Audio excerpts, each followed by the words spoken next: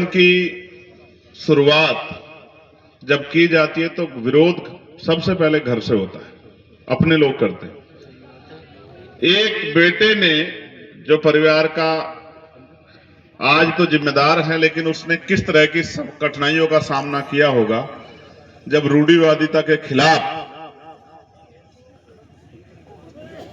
चाहे वो मृत्यु भोज हो या कोई और प्रक्रिया, उन सबको रोकने का काम किया होगा। समाज में रहने वाले पढ़े लिखे, कम पढ़े लिखे समाज के बड़े लोगों से किस तरह के विरोध का सामना किया होगा। इसलिए राष्ट्रपिता ज्योतिबा फूले कह के गए कि परिवर्तन का जो विरोध है वो सबसे पहले अपने लोग करते हैं। और मुझे लगता है परिवार में भी कई परिवार के लोगों से इस पर चर्चा हुई हो।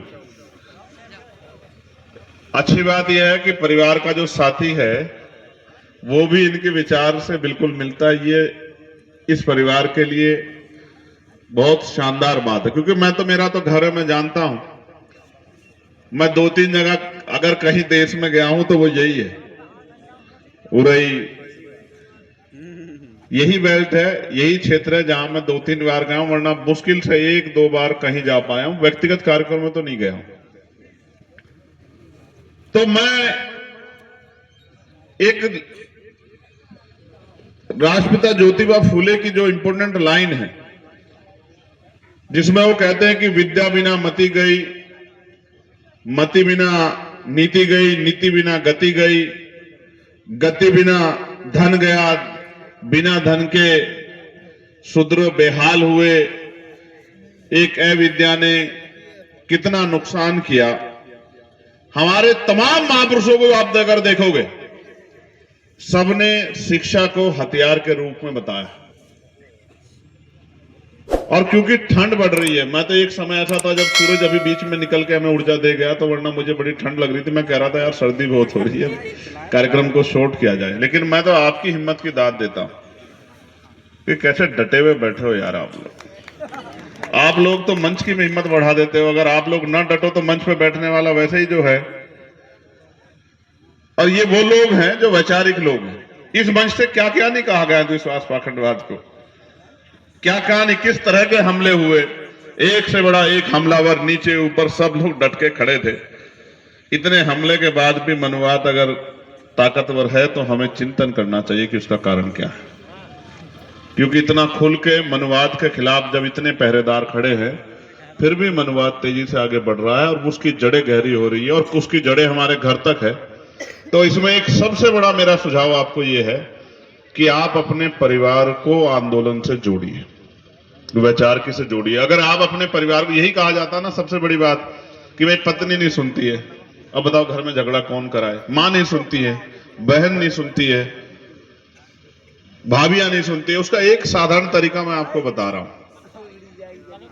आपकी बात नहीं सुनती ना, तो आप किसी दूसरे व्यक्ति को लाके खड़ा करो। किसी बहुत महिला हम पे ऐसी हैं, आंदोलनकारी, नेतृत्वकारी महिलाएं, मिशनरी महिलाएं, जो महापुरुषों की विचारधारा को बताने काम करती हैं। उन महिलाओं को अपने घर में लाके अपने परिवार को सबसे पहले शिक्षित करो। क्योंकि परिवार के अगर 2 पहिए हैं और एक पहिया अंबेडकरवाद की तरफ को जाता है और दूसरा पहिया मनुवाद की तरफ को जाता है, तो गाड़ी वही रहेगी जहां से शुरू हुई थी। गाड़ी कभी आगे नहीं बढ़ सकती। एक परिवार के दोनों पहिए अगर महापुरुषों के रास्ते पे चलेंगे, तभी जाके आने वाली नस्लों को ये रास्ता, ये विचार मिलेगा। अदरवाइज वो उलझ के रह जाएगा कि पिता कहते हैं बाबा साहब के रास्ते पे चलो, फूले जी के रास्ते पे चलो, साहू जी के रास्ते पे चलो, और माँ कहती है कि सुबह शाम धूप बत्ती करो, अगरबत्ती करो, घंटी बजाओ। बाबा साहब तो कहते थे सुबह उठ के 2 घंटी बजेगी, एक स्कूल की, एक मंदिर की, आपको तय करना है कहां जाना। उन्होंने ये भी कहा गुलाम को गुलामी का एहसास करा दो, अपनी बेड़ियां स्वयं काट देगा। तो हमें सिर्फ लोगों को जागरूक करना है, बाकी लोग अपने आप समझदार हैं, उनको क्या करना है। मैं 2 बातें इंपॉर्टेंट ये कहना चाहता हूं। तलवारें बढ़ रही हैं, कलम छीने जा रहे हैं। कलम पे पहरा है और तलवारों के धार लगाई जा रही है। मैं तलवारों की धार लगाने वालों को कहना चाहता हूं, संभल के रहो। अभी संविधान हाथ में है, संविधान के आधार पर लड़ाई लड़ी जा रही है। किस दिन अगर आपकी तलवारों का जवाब देने का मन बना लिया तो तलवारें चाकू से छोटी हो जाएंगी और पलायन करना पड़ेगा किसी दूसरे प्रदेश में। ये धार और ये हथियार और ये गुंडागर्दी और ये लाइसेंस हमने बहुत पुराने देखे हैं। हम उनके बच्चे हैं जिन्होंने 5-5 हजार साल की गुलामी को एक एक झटके से काट दिया। हम संकल्पित लोग हैं, हम समर्पित लोग हैं। जब तक हमारे शरीर में खून का कतरा है, मैं उनको कहना चाहता हूं जो इस देश को, संविधान को खत्म करने की बात करते हैं। जब हम नहीं थे शंभू साहब, जब बाबा साहब रोते रोते चले गए, बाबा साहब ने कहा था कि मुझे मेरे जाने के बाद मरा हुआ मत समझना, जब तक संविधान जिंदा है मैं जिंदा हूं। अब बाबा साहब के बच्चे जिंदा हैं, अब महामना रामस्वरूप वर्मा जी के अर्जक संगी जिंदा हैं। अब इस देश में बहुजन हिताय बहुजन सुखाय के पहरेदार जिंदा हैं।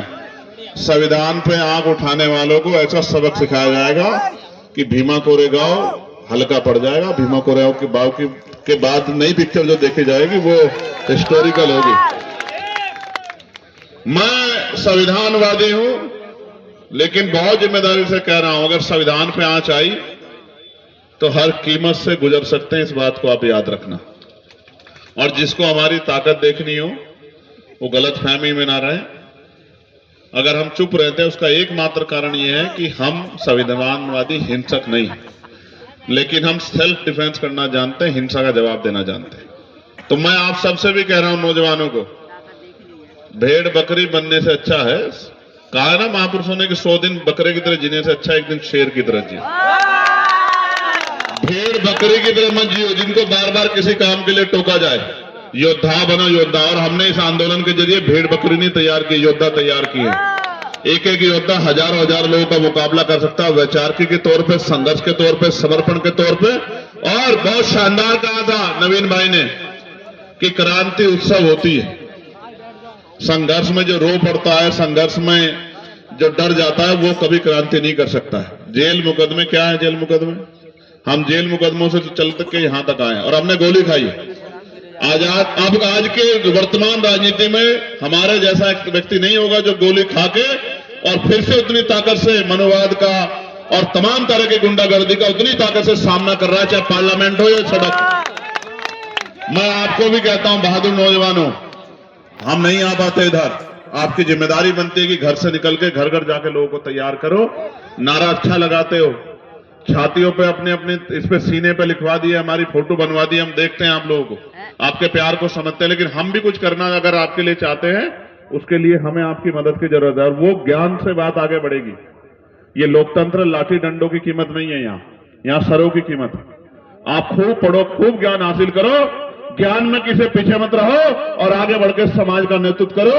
और कोई ऐसी फील्ड ना छोड़ो जहां से ये कहना पड़े कि हम किसी और पर निर्भर हैं। आत्मनिर्भर बनो, अपने आप को शक्तिशाली बनाओ, अपनी शक्ति बढ़ाओ और अपने बहुजन समाज में भाईचारा पैदा करो।